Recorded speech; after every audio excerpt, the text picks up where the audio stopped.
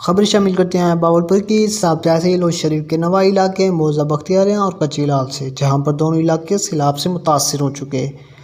موضع بختیاریاں اور کچی لال کا واحد راستہ سیلاب کی وجہ سے منقطع ہو گیا۔ اہل علاقوں کو شدید دشواری کا سامنا۔ اس حوالے سے مزید جانتے ہیں اپنے نمائندے محمد یعقوب سے۔ جی یعقوب، کیا تفصیل ہے آپ کے پاس؟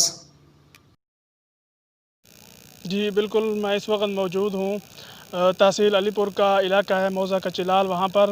تو یہاں پر اگر سیلاب کی بات کی جائے تو یہاں پر جو سیلاب کا مسئلہ ہے وہ مکمل طور پر سیلاب یہاں پر آ چکا ہے، اور جس جگہ پر میں کھڑا ہوں یہ ایک راستہ ہے احمد پور شرقیہ بہاولپور اور علی پور کے درمیان کا راستہ ہے، یہ ایک پل ہے، وہاں پر میں کھڑا ہوں۔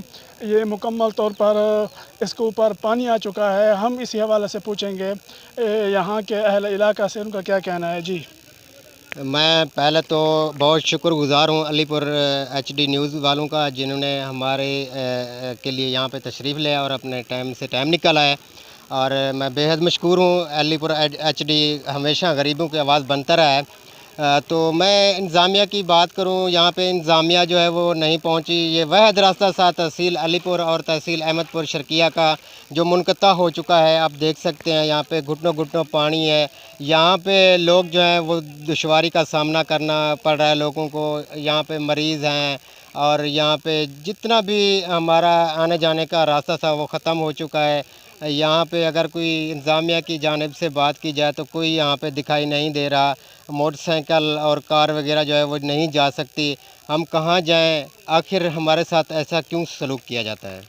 آپ کیا پیغام دینا چاہو گے وزیر اعظم اور وزیر اعلیٰ کو؟ وزیر اعلیٰ پنجاب اور وزیر اعظم پاکستان کو میں یہی کہنا چاہوں گا کہ بلا دریا کی پل بھی 10 فٹ کی ہوتی ہے، یہ 10 فٹ کی پل ہے، یہ دریا کی پل ہے۔ خدا رہی ہماری پل کو جو ہے وہ بنوا دیا جائے تاکہ آنے والی نسلیں جو ہیں ہماری وہ آسانی سے گزار سکیں۔ بہت شکریہ۔ جی جیسا کہ آپ نے سنا اہل علاقہ کے لوگوں سے، ان کا یہی کہنا ہے کہ ہمارے ساتھ کسی قسم کی بھی مدد نہیں کی گئی۔